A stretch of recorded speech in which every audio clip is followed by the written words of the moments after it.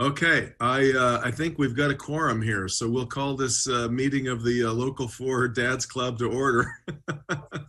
To be honest with you guys, I'm not exactly certain what direction I want to take this. I'm going to but I know that it'll be COVID related, and the stories and the experiences that we all had, which I think were kind of unique in our long roles of being fathers. Steve, I want to start with you if we could.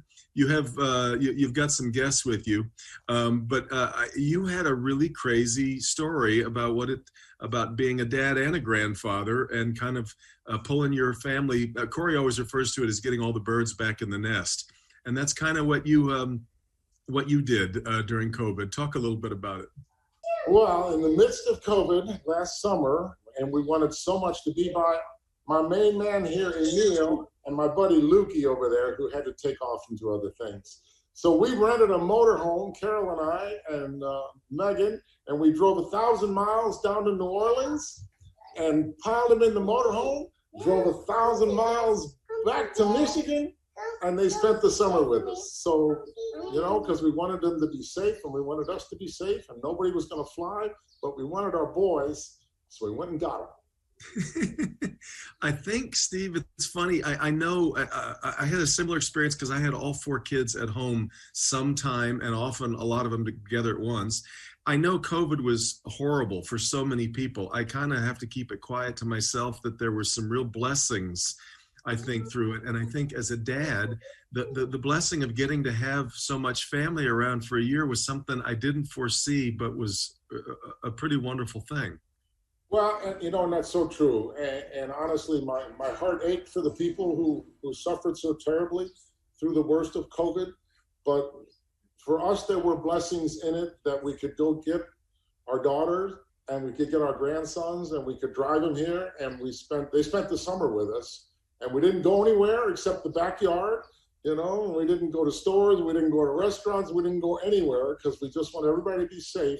So I feel a little bit guilty that we had so many blessings during a time that was so hard for so many people. I think that's the right way to put it. Let's stay with the grandfather business. Bernie, you kind of found an interesting time to become a grandfather. I'm not sure this is how you would have drawn it up. Well, Jake, our youngest, lived in New York and had a baby last October, and then COVID hit, and they stayed in a 2-bedroom apartment in New York for 2 solid months without leaving. Try that on for a while with a newborn. So they called one day and said, hey, he had just switched jobs, and they said, you can work anywhere you'd like. And he said, what if we came back home and worked out of there? We said, sure. So when the baby, Eloise, came in, she couldn't even crawl. When she left, she walked out the door. So it was a pretty amazing time for us. And as Steve said, it's blessed. And I mean, you couldn't ask anything better to have your first grandchild spend that amount of time with you the first year. I know Donna felt the same way. Donna is still looking out the door, wondering if they're coming back. It's really great. It's also a crazy time to have a child. Let's move that part of the conversation to Evrod, who is in the middle of feeding the newest arrival. Evrod. Yes, she is. She's downing this right now, and it was a very interesting time for sure. I mean, we found out we were pregnant during the pandemic, and I couldn't make it to really any of the appointments. I was able to find out how everything went after the fact. Our biggest concern, not just for my wife's health, but was also, would I be, able to be in the delivery room, and would our family members be able to be in the delivery room, or at least in the hospital to see her as soon as she was born. And, as luck would have it, they were not. We need a new one. Yeah. Hold on. Bottle change real quick. As luck would have it, we had family members fly in to help, and we were in the hospital for a few days, and no visitors were allowed in the hospital, so they couldn't come to the hospital to see her, and we couldn't leave just yet. And then our family members had to leave and go home. So some of them came, they helped out with taking care of our other 2 sons. They were not able to meet her, even though they're here, and the hospital is right down the street from our house. So we're in the process of scheduling another visit with our my sister-in-laws so that they can actually meet their niece, who they got to see many times on FaceTime from the hospital, but just never in person. And then my family planning on coming out here pretty soon too. So we've well documented your own fight with COVID, which also had interesting implications for the kids that you already had, and being trying to be the father and leader of a family while you've got this nasty virus. Yeah, well, I had the nasty virus for a total of 17 days, and then my wife had it, and then both my kids got it. So it was a very dark time for a good 2 weeks, just over 2 weeks here in the Cassimy Casa, but we made it through. We're thankful that we're all healthy now and continue to stay that way. And, you know, we've got a healthy child here that's demanding our attention. So, you know, she's really down on this, guys. It's just so crazy. An eater, that's always good. Yeah. Jason Colthorp, similar thing, a newborn in the time of COVID. I guess that's the title of the book, huh? Yeah, and the funny thing is how Evrod looks at it. You know, I didn't get to go to the appointments. I have 2 older kids, so I thought, oh, I don't have to go to this. I don't have to go to that. I've done this before. You know, I know what that picture is going to look like. Although, in honesty, I wanted to go, but it didn't. Having a couple myself, it's funny how, and relating to Steve a little bit, where and Bernie, there's blessings where bringing kids into the house, but I had this ritual. My oldest is at Michigan, and we would have dinner once a week. We couldn't do that for a year. And because she was, it seemed like she would get exposed constantly at school, we really couldn't see each other much. And my middle was in high school. She wanted to be safe, and we wanted to keep our distance there. And then, so while that's tough, we have this baby in the middle of COVID, and it's like starting it all over. And so you get a little bit of the best of both worlds. You miss out on some relationship building here, but then welcome this newborn into it. And really, it was such a weird experience. Like Evrod said, you know, you go to the hospital and it's just you. And there's some benefits to that. You're not overrun with family, with the aunt telling you how to hold her and how to do this and how to feed. And instead of walking out into the waiting room and telling everybody it's a girl, we took a video and we made this big announcement, and we emailed it out and did it that way. It was unique for sure. Walk out of the waiting room and no one is there waiting. No, nobody's there. Very strange. Evrod, let me get back to you for a second, because the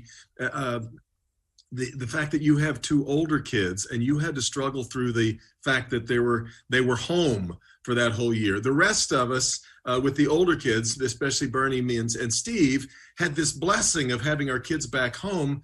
You had, I don't know that some thought it was a blessing to be trapped with the kids all year long. You know what? I really enjoyed that time. It's time that we won't get back. And especially knowing that we were among the first in the state, you know, mid-March to get COVID and have that sort of, I don't want to say checked off, but we went through that already. We were able to literally spend time with each other and have a little bit less fear, knowing that we've already been through it. And we found ways to really have fun as a family. Truth be told, and I've talked about this before on Local 4 News Today, we were pregnant earlier in the pandemic, right after I had actually gotten better, and we lost that baby. Right.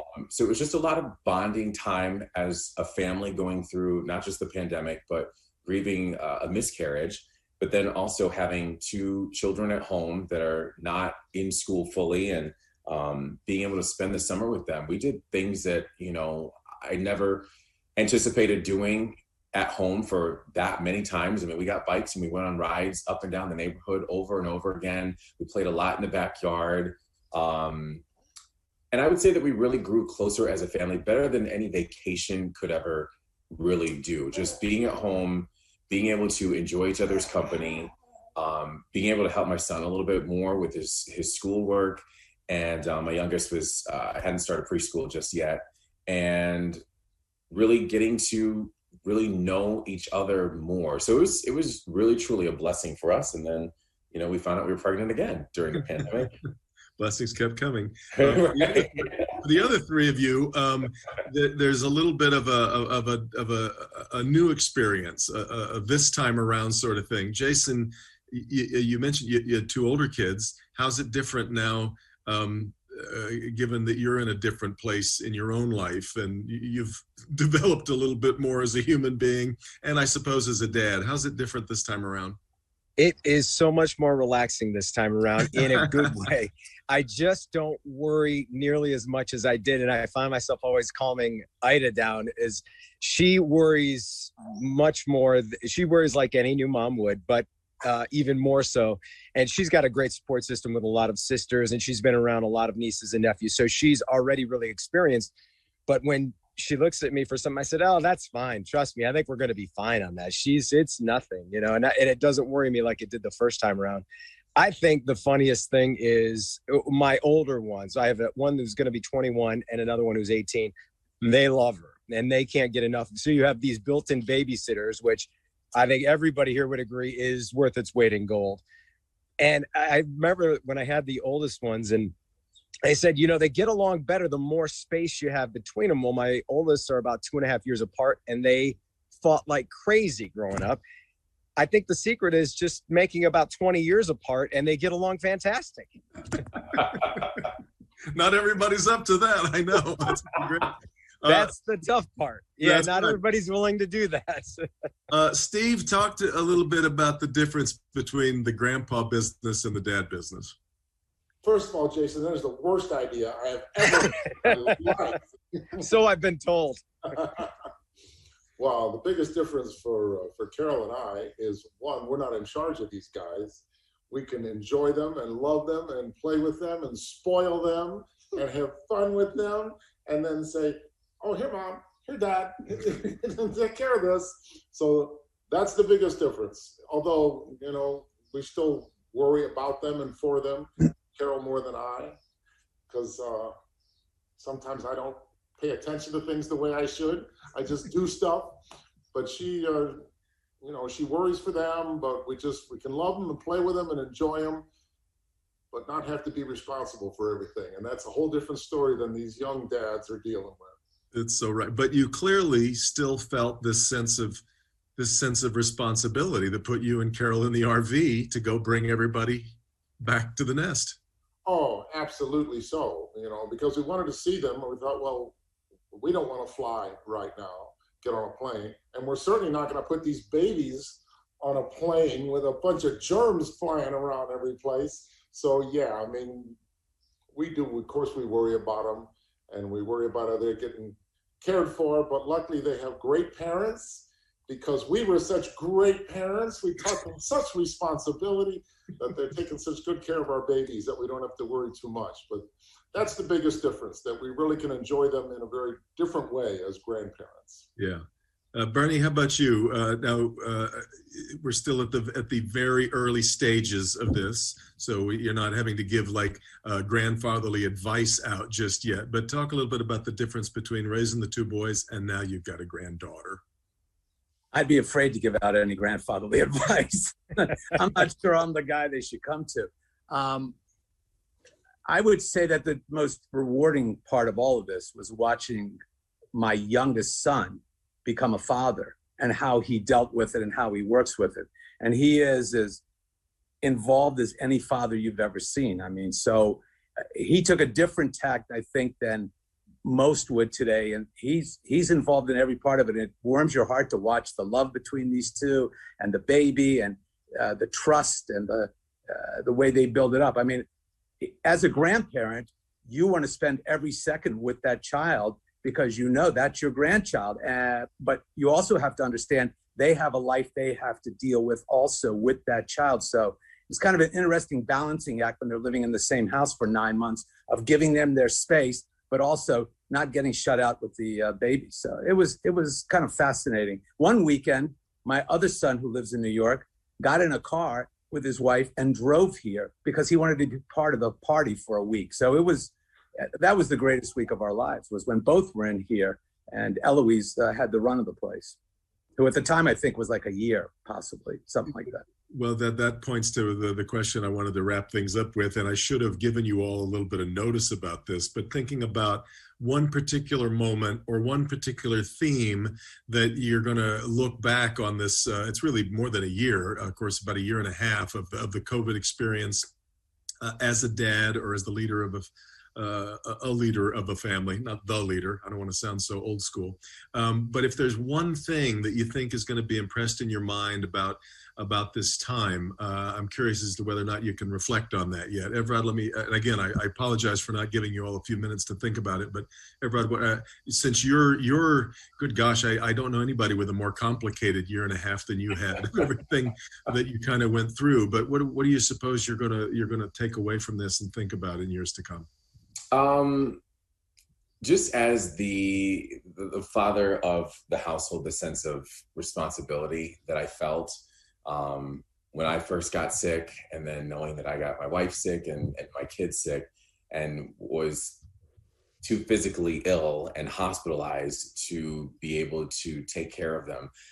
That's what made things hard. But then on the bright side of things, once I recovered and knowing that as a city, a state, a country, and world that we're all going through this, being able to take advantage of a horrible situation and being able to use that to really develop a strong bond with our family. There were times there, even though it was the worst 2 weeks of our lives, there were times there where we did things that I would not ever take for granted. I wouldn't ever take back, memories that I will always have. Just the caravan of bikes of the four of us, and my wife with the little car that she had set up for my son, my youngest one, to ride right behind her. And just those pictures, I will always have those type of memories. So yeah, it was a very trying year, almost a year and a half now, but look, we got something really special out of it. So. It's beautiful. Jason, what about you? What do you suppose your walking away thoughts are going to be here? It's so all over the place for me. It just felt like when it started, I was so worried about my older kids, and both of them going to school and doing it from home or in their apartment. One confined to her apartment, the other one confined to her bedroom, and not being able to see them. So worrying about that. And yet we still were able to stay close and talk. It felt like even more than we did before, because that's all we had time to do. And then you bring in a newborn, and I couldn't help but feel lucky in a sense that, my oldest, Leah, had RSV when she was born, and it was a real scary time. Had to go to the hospital and everything. And Rosie was born, and she's gone through these first 7, almost 8 months, and hasn't had a thing. And I felt lucky that, I think we're going to skirt this a little bit. And now some things are coming back, and I'm sure she'll get sick at some point. But I feel like there's been a lot of ups and a lot of pluses and minuses to the whole thing. But like Evrod said, you really, if you've taken advantage of it, it's really a time to be able to strengthen a lot of those relationships within the core family. Yeah, which is an extraordinary thing. Bernie, how about you? Well, the big moment for me came last week, and I wasn't even here for it. It was when Eloise came back to the house and called Donna Gamma. And then she started looking around and wanted to know where Papa was, and went into the bedroom, and he wasn't there because he was out playing golf, but he wasn't there, and he wasn't downstairs, wasn't anywhere. So I missed the golden moment. To hear your grandchild call you something other than is phenomenal. It's funny because we all call you too. That's Yeah. Interesting. Huh? Yeah, short for ugly, so it never hurts a little bit, but don't worry about it. I'm a grandfather. I can take it. Steve, your story is about going and getting them really connects with me, because Corey and I've talked about this a lot. You try and create an environment for your kids from the time that they're born until the time they leave your house. You try and create this space that is comforting and secure and full of love. And I don't know that you always know, whether or not you've had any success at that. And then over this past year, we've had all 4 of our kids here at one time or another. In fact, for a while, everybody was here. So the whole Skillian army was reassembled for a while. And it turns out that that is exactly we had created that place where everybody wanted to be and felt safe and sound. And I have to believe that's part of your takeaway for the year. That's exactly the theme that I will carry through the rest of my life, in that over these, 14 months, I didn't have the tragedy of losing my job. I didn't lose a small business. I didn't lose a loved one to COVID. We had so many blessings through this horrible time. And the things we got used to doing, going to movies, going to restaurants, we didn't do any of that. And you discover that doesn't matter. We were with each other. And what I discovered is all that matters is the people we love and the people that love us and the relationships we have with them. And I hope to carry that forward and not lose the perspective on how important that is, that the restaurants don't matter in terms of where we go out and entertain ourselves and what we do. We got to look out for each other and take care of each other, because in the end, man, that's all we got. Amen. So right. Last thing, guys, we'll rifle through these real quick, but the most important thing that you learned from your father. Evrod, how about you? Oof, man. To be fun. That's what I learned from my father. What else? That family matters. I mean, he is very much into the relationships that he has with his siblings, his children, my brother and I. And I just take that and I want to expand on that with my children, and making sure that they have a good relationship with their grandfather, and making sure that they have a good relationship with each other, and spending that time together. Yeah. Jason, how about you? This will sound small, but it actually applies to so much in life. How to react when you hit a bad golf shot. He taught me how to play golf, and he would say, and growing up, he used to just ride us if we acted out on the golf course and set us straight. And it applies to so many things in life. When something doesn't go your way and you want to throw your club, or you want to swear, or you want to shout, if you just learn how to deal with that, it's not just the golf course, it's everywhere. I swear, just being able to roll with the punches is something my dad has always done well. And I learned it first on the golf course. And I still remember there was one exact moment when we were good at this point. I was probably 18 or whatever.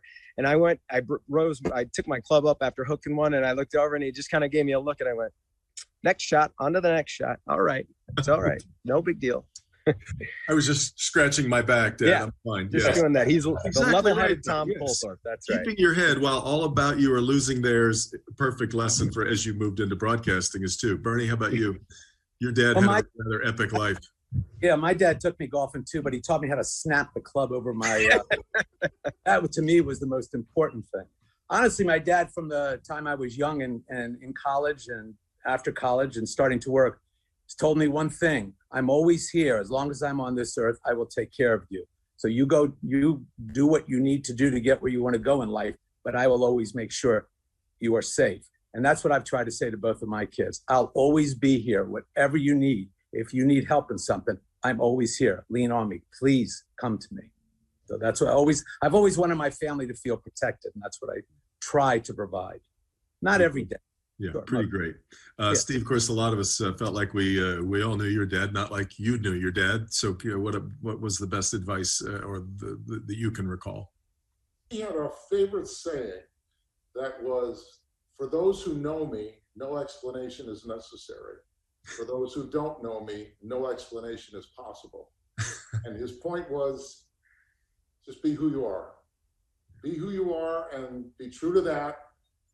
And the rest of it's just going to happen. All you can do at the end of the day is look back over those 24 hours and say, was I true to myself? Was I true to what I believed? And that was probably the best advice. Yeah, I got a lot of that from my dad as well. I think a lot of you know the crazy golf stories of my father, who shot 69 this year just before turning 85, and had his 10th lifetime hole-in-one. But more importantly is to what the kind of advice that you're just talking about, Steve. My dad did 3 tours of duty in Vietnam, and taught me so much about what I know about honor and commitment and what a great gift. And so happy Father's Day to Colonel Bill Skillion in Orlando, and all the other dads out there. Guys, this has been great. Seeing no objections to closing this meeting of the Local 4 Dads Club. I have one thing to put out there. Steve and Bernie, I know that you guys said your grandchildren don't live here. My children's grandparents don't live here. So if you guys are open to being work grandparents, listen, Chloe would be very happy to have you. No, we have plenty to handle right here. And we have one who's still, Eloise still lives here. They just bought a house and live in that house, and then are going to move to LA and New York. So in the fall, we may be available. So let us know what it is. Evrod, Jason seems to be the one who has 2 available babysitters. There we go. There we go. I just need the middle one to, they're just not going to college close enough to where everybody lives. That's the key. Yeah, gotcha. Guys, this has been great. Happy Father's Day to all of you. And thanks so much for doing this. Yeah, happy Thanks, guys. Happy Father's Day. Yeah, see you Happy guys. Father's Day.